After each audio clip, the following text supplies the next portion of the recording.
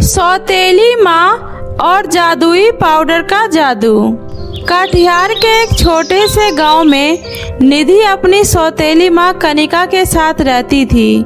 कनिका अपनी सौतेली बेटी निधि से बहुत ही ज्यादा प्यार करती थी। निधि जब 1 साल की थी तभी उसकी माँ का देहांत हो गया था, जिसके बाद घनश्याम ने अपनी बेटी निधि के देखरेख के लिए कनिका से दूसरी शादी कर लिया था। कनिका ने बड़े ही लाड प्यार से निधि का पालन पोषण किया। माँ देखो, मेरे 12वीं का रिजल्ट आ गया, मैं पास हो गई माँ। शाबाश मेरी बच्ची, ये लो जल्दी से मुंह मीठा करो। अब कोई जरूरत नहीं है मोटी मोटी किताबों में दिन गुजारने की, बहुत हो गई पढ़ाई लिखाई। अब तो मेरी बेटी बस मेरे पास रहेगी। जिंदगी भर क्या अपनी बेटी को अपने पास बिठा कर रखोगी? अरे बेटियां तो पराया धन होती हैं, इन्हें एक दिन अपना घर छोड़कर जाना ही पड़ता है। आप तो बस यही चाहते हैं कि मेरी बेटी मेरे पास ना रहे। एक तो आपने मेरे मना करने के बावजूद भी इसे मुझसे दूर शहर पढ़ने के लिए भेज दिया।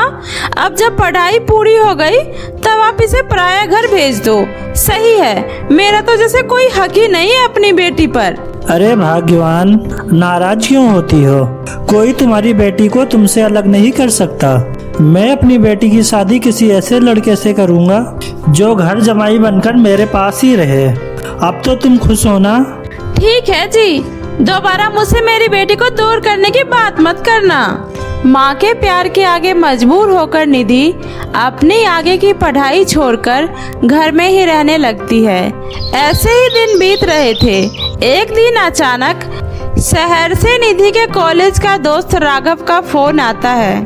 हेलो निधि, कहाँ हो यार? कितने दिन हो गए, कॉलेज क्यों नहीं आ रही? सॉरी राघव, मैंने कॉलेज छोड़ दिया है। अब मैं अपने गांव में अपने माँ बाबा के साथ रह रही हूँ। आखिर आ ही गया ऊंट पहाड़ के नीचे। पहले तो बड़ी बड़ी बातें किया करती थी, मैं पढ़ लिख के डॉक्टर बनूंगी। अब मोहतरमा घर में बैठकर खाना बना रही है। शट अप राघव, मेरे लिए मेरे माँ बाबा के प्यार से बढ़कर कुछ नहीं है। अच्छा बाबा, सॉरी, मजाक कर रहा था। अच्छा सुनो, मेरा दिल भी तुम्हारे बिना यहाँ नहीं लग रहा। मैं भी तुमसे मिलने तुम्हारे गांव आ रहा हूँ। क्या सच में? हाँ बाबा, सच में। अगले दिन राघव निधि के गांव उसके घर आ जाता है और पैर छूकर निधि के माता पिता को प्रणाम करता है। सदा खुश रहो बेटा। शहर के होते हुए भी तुम्हारे माँ बाप ने कितने अच्छे संस्कार दिए हैं तुम्हें। माँ जी, मेरा इस दुनिया में कोई नहीं है। ऐसा नहीं बोलते बेटा, हम भी तो आखिर तुम्हारे अपने ही हैं। तभी निधि भी वहाँ आ जाती है। अच्छा, तो आखिर मेरा पीछा करते करते यहाँ तक आ ही गए। क्या करे जनाब, आपने और कोई ऑप्शन भी तो नहीं छोड़ा। फिर दोनों हंसने लगते हैं। खाना पीना खाने के बाद कनिका अपने पति से कहती है, निधि के पापा, राघव कैसा लगा आपको? अच्छा लड़का है, पढ़ा लिखा है, होनहार है। अच्छा, फिर मैं ये सोच रही थी अगर राघव बेटे से हमारी बिटिया निधि की शादी हो जाती तो कितना अच्छा होता। हमें बेटी के साथ एक बेटा भी मिल जाता, दोनों एक साथ कितने खुश रहते। ठीक है, तुम एक बार निधि से पूछ लो, फिर मैं पंडित जी से पूछकर शादी के दिन निकलवा लूंगा। अगले दिन मेरे लिए इससे ज्यादा खुशी की बात हो ही नहीं सकती। मुझे निधि के साथ इतना प्यारा परिवार मिल रहा है, मैं तो खुद को बहुत भाग्यशाली समझता हूँ। अच्छा माँ जी, मैं अब चलता हूँ। आप पंडित जी से बोलकर शादी के दिन निकलवा लेना। राघव, जा रहे हो? जल्दी लौट कर आना, मैं तुम्हारा इंतजार करूंगी। और फिर राघव वहाँ से चला जाता है। सब कुछ बहुत ही अच्छा चल रहा था। दोनों फोन पर एक दूसरे से घंटों बातें किया करते, लेकिन किस्मत को तो कुछ और ही मंजूर था। निधि के पड़ोस में आग लग गई, जिसमें एक बच्चा फंस गया था। निधि बिना कुछ सोचे समझे उस बच्चे को बचाने के लिए उस आग में कूद जाती है। निधि ने उस बच्चे को तो बचा लिया, लेकिन खुद पूरी तरह से जल जाती है। सभी लोग निधि को उठाकर हॉस्पिटल ले जाते हैं। हे भगवान, ये मेरी बेटी को क्या हो गया भगवान? किसकी नजर लग गई मेरी बेटी को? भगवान, मेरी बेटी को बचा लो, चाहे तो अब बदले में मेरी जान ले लो। तभी उधर से डॉक्टर साहब आते हैं। घबराने की कोई बात नहीं है, निधि अब खतरे से बाहर है, लेकिन जल जाने की वजह से उसका चेहरा खराब हो गया है। हाय भगवान, मेरी बेटी, मेरी बच्ची। कनिका रोते हुए निधि के पास जाती है। माँ, राघव का फोन आया, मेरी उससे एक बार बात करा दो माँ। तभी उसकी माँ बाहर आकर राघव को फोन करके उसे निधि के बारे में सब कुछ बताती है। यह सब सुनकर राघव बिना कोई जवाब दिए फोन काट देता है। क्या हुआ माँ, क्या हुआ? आ रहा है ना वो मुझसे मिलने? मुझे पता है वो यह सब सुनकर मुझसे मिलने जरूर आएगा। बताओ ना माँ, क्या कहा उसने? बेटा, उसका फोन अभी नहीं लग रहा है। अब बस तू जल्दी से ठीक हो जा, मुझे और कुछ नहीं चाहिए। कुछ दिनों के बाद निधि ठीक हो जाती है, पर उसके चेहरे पर जला हुआ दाग रह जाता है। घर आने के बाद निधि लगातार राघव को फोन करती है, लेकिन वो उसके फोन का कोई जवाब नहीं देता है। फिर एक दिन उसके फोन पर एक मैसेज आता है। मैंने जिससे प्यार किया था वो मेरे सपनों की खूबसूरत रानी थी।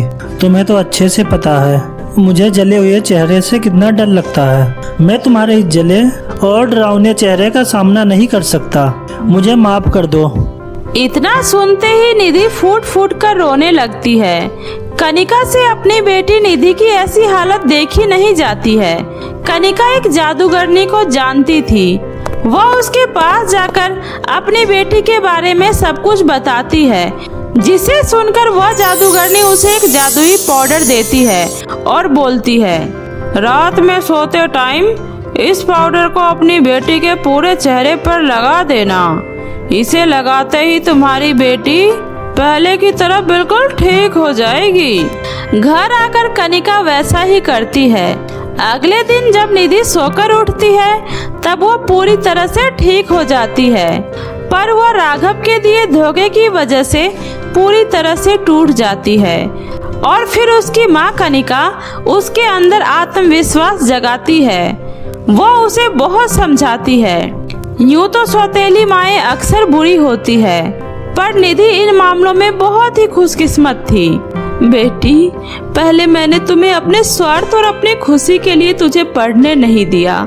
आज मैं कहती हूँ कि तू अपनी आगे की पढ़ाई कर और दिखा दे दुनिया को कि तुझे किसी के सहारे की जरूरत नहीं है, बल्कि तू दूसरों का सहारा बन। राघव ने तुझे तेरे रूप की वजह से नापसंद किया है ना, तू अपनी ऐसी पहचान बना कि लोग तुझे तेरी खूबसूरती से नहीं बल्कि तेरे गुणों से तुझे जाने। अपनी माँ के बातों से प्रेरित होकर निधि अपना दाखिला शहर के सबसे बड़े मेडिकल यूनिवर्सिटी में करवाती है और बहुत ही जल्दी MBBS की डिग्री लेकर अपने गांव में एक बहुत बड़ा अस्पताल खोलती है और लाखों लोगों का फ्री में इलाज करती है। तो देखा दोस्तों आपने, आज निधि ने खुद को ऐसा बनाया कि आज उसे किसी की जरूरत नहीं बल्कि लाखों लोगों की उसकी मदद की जरूरत है। तो हमें भी इस कहानी से यही सीख लेनी चाहिए। हमें खुद को इतना इंडिपेंडेंट बनाना है कि लाइफ में कितनी भी मुश्किलें क्यों ना आए, हमें कभी हारना नहीं बल्कि आगे बढ़ते रहना चाहिए। तो मेरे प्यारे दोस्तों, कैसी लगी आपको मेरी ये कहानी, मुझे कमेंट करके ज़रूर बताएं। कहानी अच्छी लगी हो तो इसे अपने दोस्तों के साथ भी शेयर करें।